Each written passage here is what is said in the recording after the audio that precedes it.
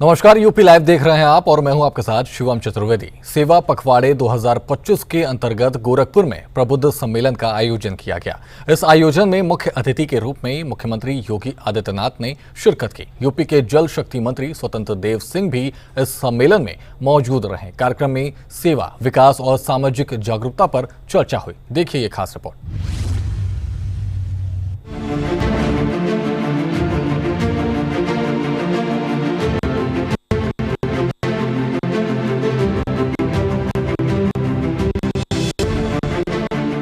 गोरखपुर में बीजेपी के सेवा पखवाड़े अभियान के तहत बुद्ध सम्मेलन का आयोजन किया गया। प्रधानमंत्री नरेंद्र मोदी के 75वें जन्म दिवस से शुरू हुए इस पखवाड़े का उद्देश्य सेवा भाव को मजबूत करना और सामाजिक जागरूकता फैलाना है। मुख्य अतिथि मुख्यमंत्री योगी आदित्यनाथ ने सम्मेलन को संबोधित करते हुए कहा कि सेवा ही सच्ची राजनीति है। कार्यकर्ताओं को प्रेरित किया कि वे स्वास्थ्य शिविर, स्वच्छता अभियान और वोकल फॉर लोकल जैसे कार्यक्रमों में सक्रिय रहें। इस स्वार्थी और विभाजनकारी राजनीति से ऊपर उठ करके हम आज के इस एजेंडे को अपनी दिनचर्या का हिस्सा बनाएं और इस पर चर्चा का केंद्र बिंदु नौजवान हो या बुजुर्ग, एक नौकरी पेशा वाला व्यक्ति हो या एक श्रमिक, एक अन्नदाता किसान हो या व्यापारी, समाज का प्रत्येक तबका, महिला हो या पुरुष, सभी के बीच में चर्चा पर चर्चा का विषय बनना चाहिए।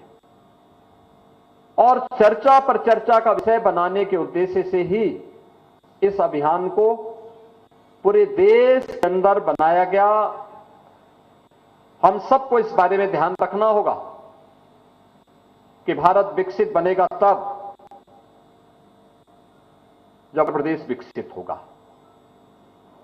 उत्तर प्रदेश विकसित होगा तब जब गोरखपुर विकसित होगा, एक एक गांव विकसित होगा। यह बताया था कि केवल संवेदना केवल मनुष्य में और जीवों में ही नहीं होती, बल्कि अन्य जंतुओं में, वनस्पतियों में भी होती है। उन्होंने एक प्रयोग किया था और दुनिया का ध्यान आकर्षित किया था। उन्होंने कहा था उस समय, क्योंकि पहले लोगों की यह मान्यता थी कि प्राण और संवेदना केवल मनुष्य के अंदर ही है, प्राणियों के अंदर ही है। पेड़ पौधे तो उसी प्रकार से निर्जीव हैं जैसे पत्थर है, पहाड़ है। और इस भाव के साथ दुनिया के वैज्ञानिक, उनकी अपनी अवधारणा हुआ करती थी। उन्होंने कहा नहीं, ऐसा नहीं है। यद्यपि भारत की ऋषि परंपरा हमेशा जीव की जो 4 प्रकार की श्रेणी बताता रहा है, उसमें स्थावर को भी वह उस श्रेणी में लेता था, यानी पेड़ पौधों को भी, वनस्पतियों को भी उस श्रेणी में वह लेता रहा है। उसको भी पहले से यह मान्यता रही है कि नहीं, उसमें भी प्राण है, उसमें भी संवेदना है। कार्यक्रम में पीएम मोदी के जीवन पर आधारित प्रदर्शनी भी लगाई गई। सीएम योगी ने कहा कि ये पखवाड़ा विकसित भारत और विकसित उत्तर प्रदेश के विजन को साकार करने का माध्यम बनेगा। सम्मेलन में रक्तदान और पौधारोपण जैसे संकल्प भी लिए गए। भारत दुनिया की अब तक चौथी बड़ी अर्थव्यवस्था बन चुका है और इस वित्तीय वर्ष के अंत तक भारत दुनिया की तीसरी बड़ी अर्थव्यवस्था बन जाएगा। भारत की प्रति व्यक्ति आय में वृद्धि हुई है, काफी वृद्धि हुई है। हर एक क्षेत्र में हमने नित नए प्रतिमान स्थापित किए, हाईवे के, रेलवे के, मेट्रो के, नए AIIMS, IIT, IIM, NIT, triple IT, central universities गठित हुई। देश के अंदर वर्ल्ड क्लास एजुकेशन के, हेल्थ के नए केंद्र विकसित हुए। भारत एक नए युग में प्रवेश किया है और जीवन के प्रत्येक क्षेत्र में भारत ने अभूतपूर्व विकास किया है। भारत की आमदनी बढ़ी तो इंफ्रास्ट्रक्चर भी मजबूत हुआ और वेलफेयर की स्कीम को भी भारत ने तेजी के साथ आगे बढ़ाया। कोई सोच सकता है? भारत पिछले 5.5 वर्ष में 80 करोड़ लोगों को फ्री में राशन की सुविधा का लाभ दे रहा है। दुनिया के अंदर कोई देश नहीं दे रहा है। देश के अंदर आजादी के पहले से लेकर के 2014 तक केवल 74 एयरपोर्ट बन पाए थे। आज इनकी संख्या बढ़ चुकी है 160, यानी इन 11 वर्षों में संख्या बढ़कर के 160 तक पहुंच गई। एम्स कुल पहले 7 थे, आज इनकी संख्या बढ़कर के हो गई है 23, यानी एक बड़ी संख्या सेंट्रल यूनिवर्सिटीज और इंस्टीट्यूशंस 450 की संख्या में बने हैं। मेट्रो 230 किलोमीटर से बढ़कर के आज 1050 किलोमीटर से अधिक की मेट्रो लाइन बिछ चुकी है। देश के अंदर वेलफेयर की स्कीम के बारे में 4 करोड़ गरीबों को एक आवास इन 11 वर्षों में प्राप्त हो गया।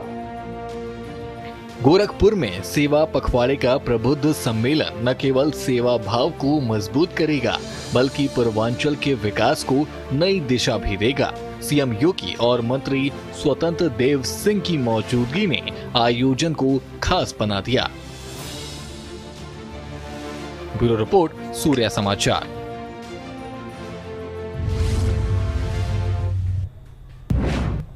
वहीं गोरखपुर में मुख्यमंत्री योगी आदित्यनाथ ने विकसित भारत विकसित उत्तर प्रदेश 2047 पर आयोजित कार्यशाला में हिस्सा लिया। महायोगी गोरखनाथ विश्वविद्यालय में हुए इस कार्यशाला का उद्घाटन सीएम ने किया, जहां प्रदेश को 2047 तक विकसित बनाने के विजन पर विचार विमर्श हुआ। देखिए ये रिपोर्ट।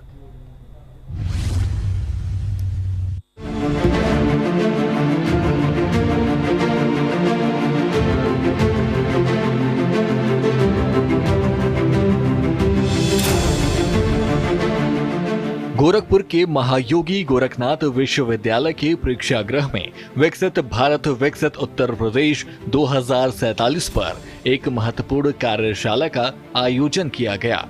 महाराणा प्रताप शिक्षा परिषद के तत्वाधान में हुए इस कार्यशाला का उद्घाटन मुख्यमंत्री योगी आदित्यनाथ ने किया।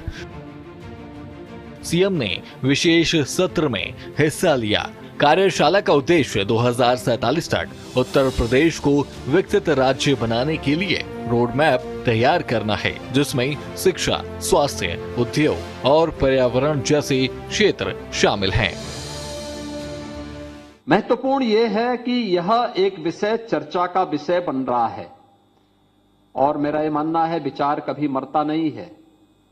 अगर विचार सामने आया है तो मूर्त रूप भी लेगा, अवश्य लेगा, और उसी विश्वास के साथ आज हम सब इस विषय को लेकर के आगे बढ़ रहे हैं। प्रधानमंत्री जी ने जब विकसित भारत की बात कही थी तो उस समय पंच प्रण के साथ उन्होंने 9 संकल्प भी देशवासियों के सामने दिए थे और वे बहुत छोटे छोटे हैं, जिसको हम सामान्य सी उसमें कह सकते हैं। हमारी दैनिक दिनचर्या के हिस्से किसी न किसी रूप में बनते हैं, जिसमें उन्होंने कहा था कि हमें जल के संरक्षण की दिशा में कार्य करना चाहिए, पानी बचाने का प्रयास करना चाहिए, जितना हो सके उतना ही खर्च करें। यानी अगर सरकार दे रही है तो हम जितना खर्च कर लें उतना नहीं।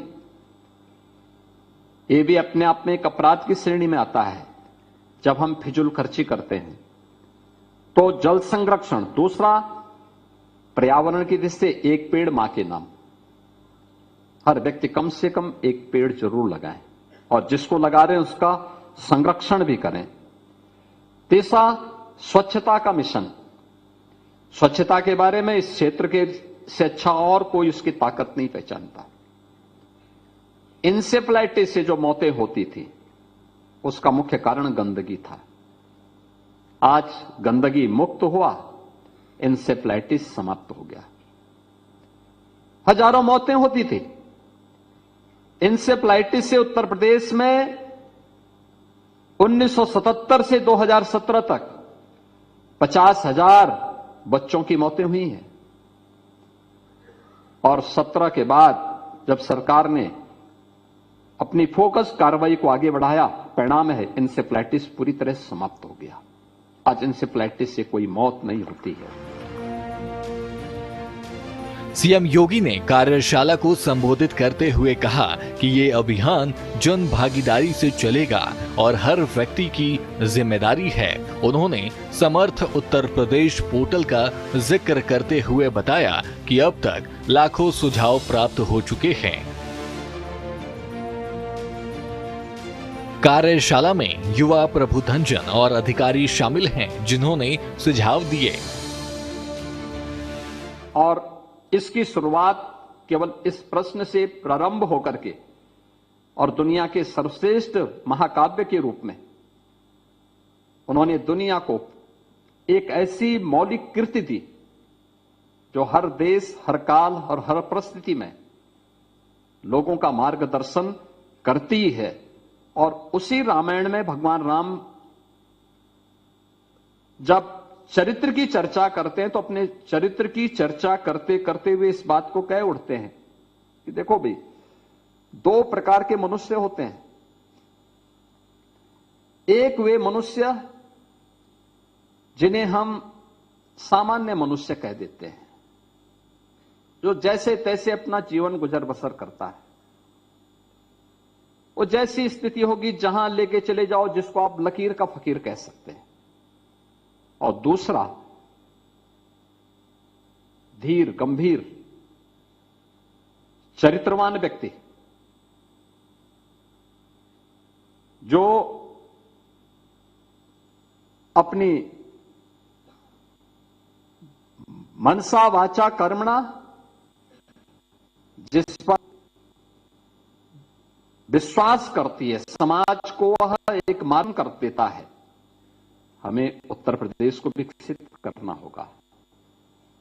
उत्तर प्रदेश को विकसित करने के लिए हमें गोरखपुर को भी विकसित बनाना होगा। हर नगर को, हर गांव को, हर कस्बे को, और उस पर हमें कार्य करना होगा। और दुनिया की तुलना में अगर आप भारत की तुलना करें, आपको लगेगा भारत विकसित था और आगे भी भारत विकसित बनेगा। कैसे? आपको कुछ उदाहरण मैं आपके सामने रखूंगा। एक, दुनिया के अंदर अगर आप देखेंगे तो भौगोलिक दृष्टि से दुनिया के अंदर भारत यानी बृहत्तर भारत, जिसमें पाकिस्तान और बांग्लादेश को भी अगर आप जोड़ेंगे तो यह दुनिया का 7वां बड़ा भूभाग था। भारत को भी, आज के भारत को भी आप देखेंगे, दुनिया का 7वां बड़ा भूभाग माना जाता है। गोरखपुर में सीएम योगी की ये कार्यशाला न केवल विकास विजन को मजबूत करेगी, बल्कि पूर्वांचल को प्रगति के पथ पर आगे ले जाएगी। ब्यूरो रिपोर्ट, सूर्या समाचार।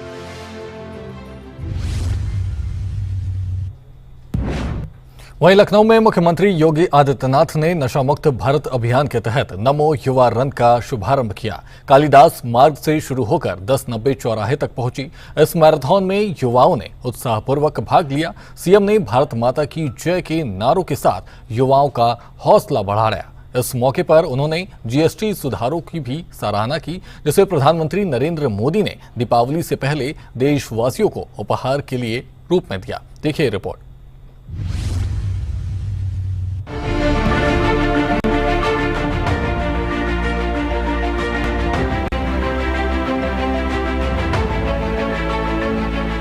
लखनऊ में मुख्यमंत्री योगी आदित्यनाथ ने अपने सरकारी आवास से नशा मुक्त भारत अभियान के तहत नमो युवा रन को हरी झंडी दिखाकर रवाना किया।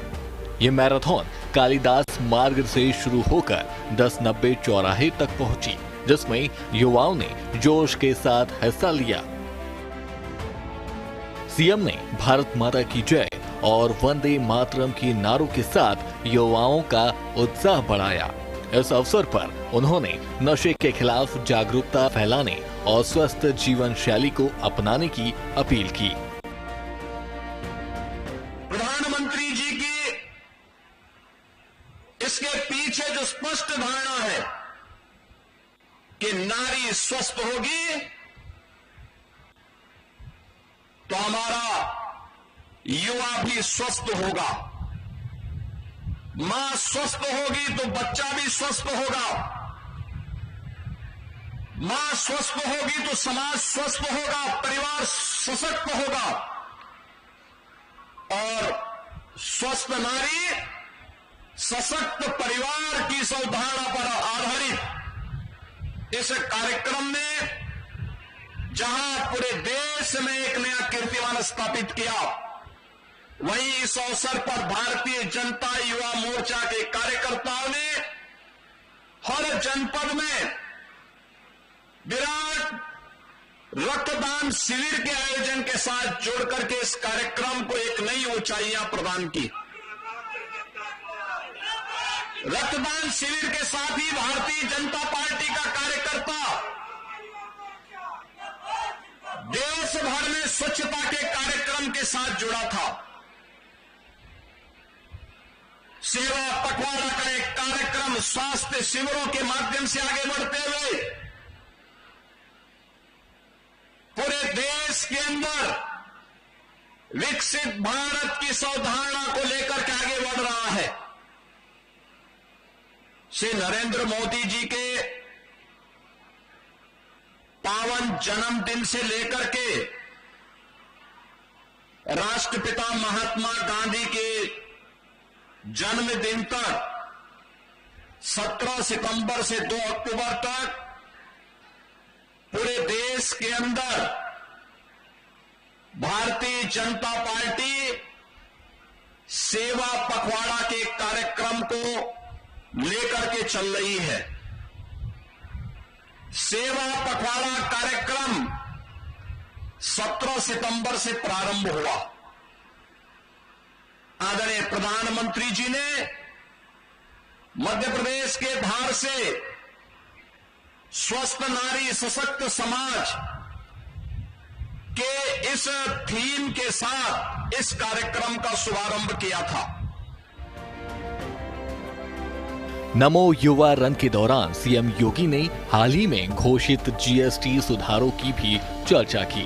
उन्होंने कहा कि प्रधानमंत्री नरेंद्र मोदी ने दीपावली से पहले देशवासियों को बड़ा तोहफा दिया है। इस दौरान सीएम ने कहा कि युवाओं को नशे से बचना चाहिए, जबकि नशा नाश का जड़ है।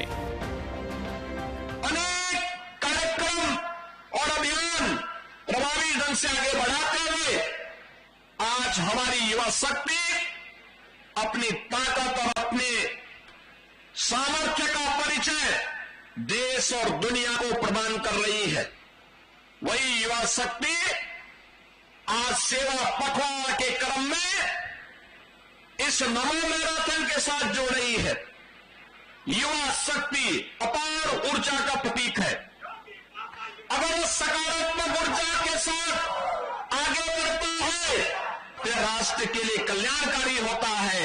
लेकिन अगर यही युवा शक्ति नशे की चपेट में आती है तो उस पर घुन लग जाता है। हमें अपनी युवा शक्ति पर गौरव की अनुभूति होती है, लेकिन हमें उसे किसी नकारात्मक विघटनकारी दुष्प्रवृत्ति की चपेट में आने से बचाना होगा। और नशा नाश का कारण है, नैतिक पतन का कारण है। नशा से दूर रहने का आह्वान इस नमो मैराथन के माध्यम से हर युवा के प्रति है और उस युवा का आह्वान करने के लिए आज हम सब इस नमो मैराथन कार्यक्रम के साथ यहां पर जुड़ रहे हैं। और मुझे प्रसन्नता है कि उत्तर प्रदेश के विकसित उत्तर प्रदेश के इस कार्यक्रम को युवाओं का, अन्नदाता किसानों का, श्रमिकों का और समाज के प्रबुद्ध जनों का, व्यापारियों का भारी समर्थन प्राप्त हो रहा है। हर व्यक्ति अपने अपने सेक्टर में सहयोग करने को तैयार है। क्यों न हमारा उत्तर प्रदेश विकसित हो, क्योंकि यही भारत के विकसित होने का राज है। हमें अपने नगर को, अपने गांव को, अपने कस्बों को भी विकसित बनाना है और विकसित होने की कुंजी है आत्मनिर्भरता में। आत्मनिर्भरता की कुंजी है स्वस्थ समाज में, स्वस्थ समाज की कुंजी है इस प्रकार के नमो मैराथन जैसे कार्यक्रमों के साथ जुड़ने से। लखनऊ में नमो युवा रन और जीएसटी सुधारों की चर्चा ने नशा मुक्त भारत और आर्थिक प्रगति के प्रति सरकार की प्रतिबद्धता को दर्शाया। ये अभियान युवाओं को स्वस्थ और प्रगतिशील भविष्य की ओर ले जाएगा। ब्यूरो रिपोर्ट, सूर्या समाचार। इसी बीच गाजियाबाद पुलिस को बड़ी सफलता मिली है। पुलिस और बदमाश के बीच हुई मुठभेड़, इनामी बदमाश एनकाउंटर में हुआ ढेर। आगे की कार्रवाई में जुटी पुलिस। तो इस समय की बड़ी खबर सामने आ रही है। गाजियाबाद पुलिस को बड़ी सफलता मिली है। पुलिस और बदमाशों के बीच मुठभेड़ हुई है और इस मुठभेड़ में इनामी बदमाश एनकाउंटर में ढेर हुआ है और लगातार आगे की कार्रवाई जो है वो उसमें जुटी है पुलिस प्रशासन। तो इस समय की बड़ी खबर सामने आ रही है गाजियाबाद से, जहां पर पुलिस और मुठभेड़, अपराधियों के बीच में मुठभेड़ हुई है। उस पे हम लोगों ने मुकदमा दर्ज करके अपने जांच शुरू किया। हमारे क्राइम ब्रांच टीम उसमें लग गए, हमारे एडीसीपी क्राइम और क्राइम ब्रांच के प्रभारी और बाकी लोग उसमें काम करना शुरू कर दिया है। तो उनको आज इनपुट ये मिला है कि उस पर रंगदारी वसूलने के लिए इस रास्ते से वो आएंगे। हमारे टीम अलर्ट होके आए हैं पूरी तैयारी के साथ। अपराधियों ने जब पुलिस को देख के वो लोग भागने की कोशिश किए और पुलिस पीछे करना शुरू कर दिया तो पुलिस पार्टी पे फायरिंग शुरू कर दिया। फायरिंग में हमारे पुलिस के व्हीकल में भी बुलेट्स लगे हुए हैं और पुलिस ने भी वार्निंग देते हुए उन पे फायरिंग शुरू किए और उधर से भी कुछ फायरिंग है। हमारे 3 कर्मचारी घायल हुए हैं और एक अपराधी को गोली लगी है। उनको उपचार ये तो हम अस्पताल पहुंचा दिए हैं। और इस अपराधी पे करीब 34 मुकदमे हैं, जिसमें रंगदारी, मर्डर, डकैती, लूट, गैंगस्टर एक्ट और सारे हीनियस ऑफेंसेस उनके खिलाफ हैं। यूपी लाइव में इतना ही। आप बने रहिए सूर्य समाचार के साथ। नमस्कार।